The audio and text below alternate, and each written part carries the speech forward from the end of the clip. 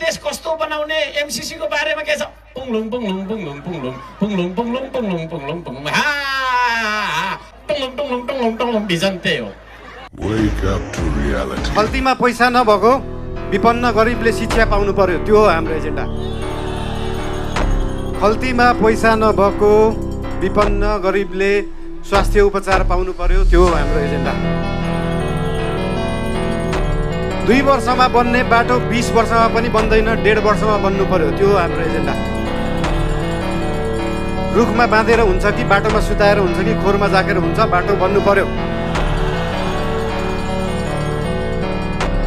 या त बाटो बनाउनलाई यो भेगमा मेरो भोट छैन, यहाँको बाटो किन बनाउने, यो भेगमा मेरो भोट छैन किन बाटो बनाउने। राष्ट्रिय स्वतन्त्र पार्टी सरकारमा गयो भने काङ्ग्रेस हिँड्ने बाटो पनि बनाउँछ, एमाले हिँड्ने बाटो पनि बनाउँछ, माओवादी हिँड्ने बाटो पनि बनाउँछ, सबै नेपाली जनता हिँड्ने बाटो बनाउँछ।